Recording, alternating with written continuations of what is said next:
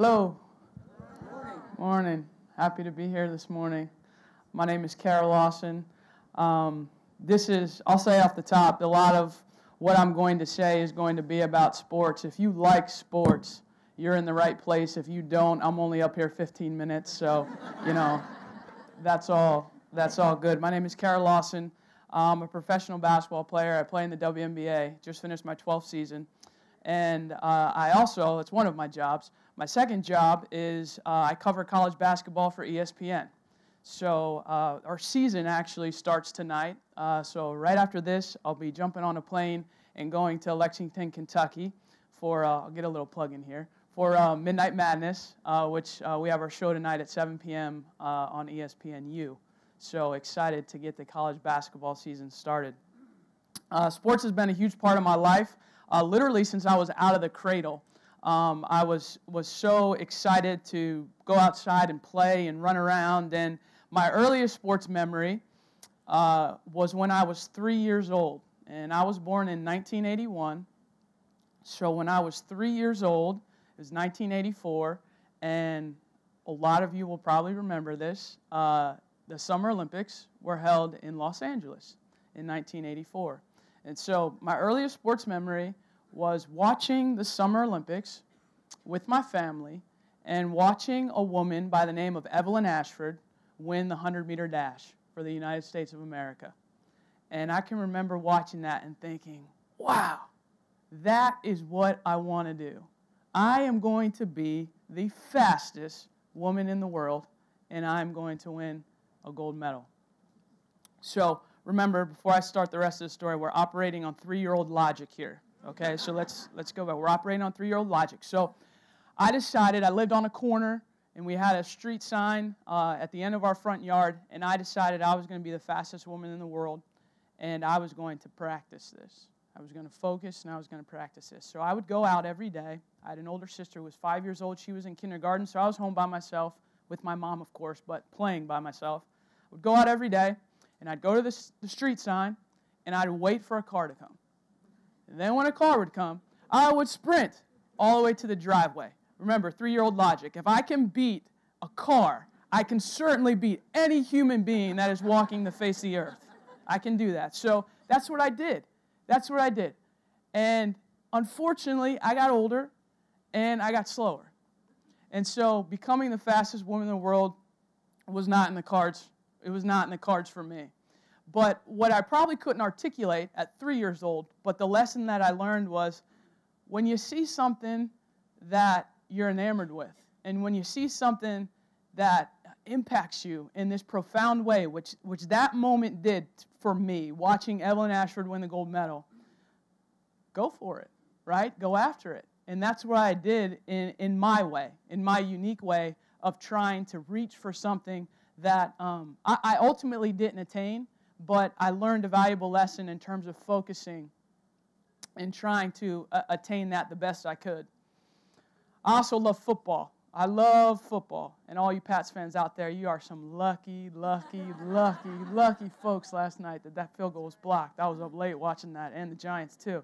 But I love football, and I loved it from an early age. And I was a tomboy. I used to play outside with all my friends. Come home after school, throw your backpack in the house. Your homework done? Yeah, Ma, it's done. It wasn't done. It's done. Throw it in the house and go outside and play. And I can remember playing, and every year, the same time in the fall, all of my friends that I would play football with would be gone. They would leave because they would go toward playing organized football when the fall happened because all of them were boys. And so for 9 months out of the year, we had awesome football games. We played snow football. We played in the summer till the street lights came on. That's when we had to be at home. We played all the time. And then the fall would come, and I would literally have nobody to play with. And so I was 7 years old. I went to my dad. I said, Dad, I want to play football. That's what I want to do. All my friends are playing football. I want to play football.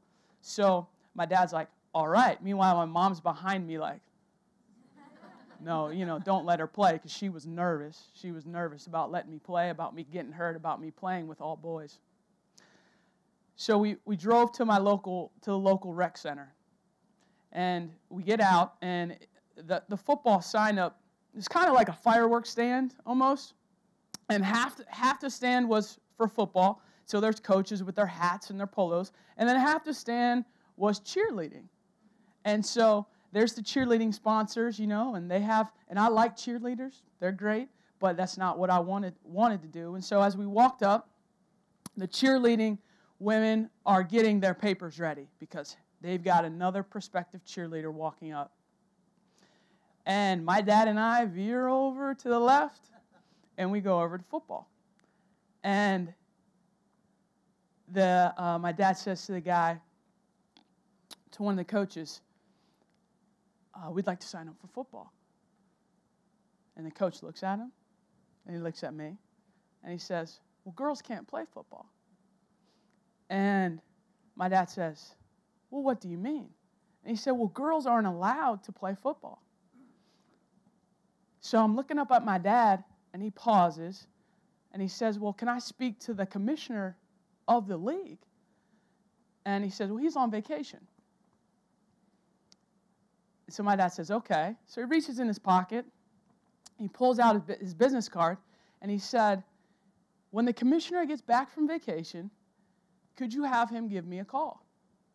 And could you have him have ready the law that says that girls can't play football? He said, and also have him prepared to send the paperwork over to our lawyer with the same information.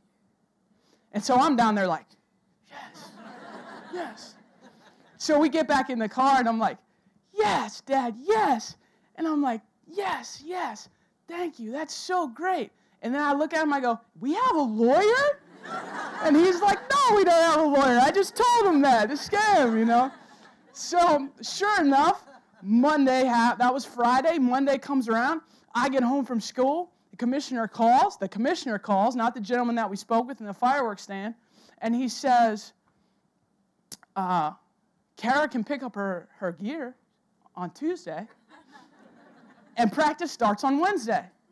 So I'm stoked. What a powerful message that was, What a powerful message that was.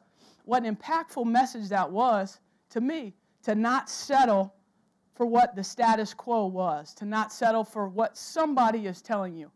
Powerful message that my dad gave me.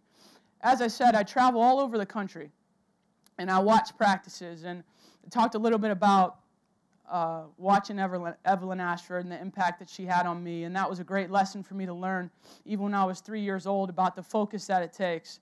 And then with the football story from my dad and really from my parents of not settling for what someone might tell you or the limitations that somebody might put on you. A lot of times people put limitations on you, and it's not always said in front of you. It might be said through somebody else. It might be said kind of flippantly or in a passive way. But I was very fortunate to learn a couple of lessons early on that really I've taken with me, that really impacted my life. My dad sticking up for me in that moment has really impacted me. But I travel all over the country, and I watch college basketball. And one of the things with watching college basketball and having seen so many practices and so many games is I can literally walk in a gym, any gym in the country, and I can sit down, and after about 5 minutes or 10 minutes, I can tell if it's a winning team or a losing team. I can tell. And you know how I can tell? I can tell because if the team is full of players that have the ability to concentrate, it's a winning team. I can tell that. Almost 100% of the time. Almost 100% of the time. The reason I say almost 100% is because there's a lot of people out there that can concentrate, that can't shoot a lick. Right? I'm sure there's some sitting here. Right? I'm sure you're really good at concentrating, but you got no J. You got no jump shot. So almost 100% of the time, right? The ability to concentrate, it's such an important skill. And in basketball, it's so important, and that's what coaches are trying to get their players to do. Concentration, right? Concentration, the absence of distraction, right? The absence of distraction. That's what we're trying to get. That's what basketball coaches are trying to get their players to do is concentrate. Concentrate and execute. And learning how to do that as an athlete is one of your greatest challenges, because you have to have the ability to concentrate through pressure, through fatigue, through maybe waking up one morning and not feeling it.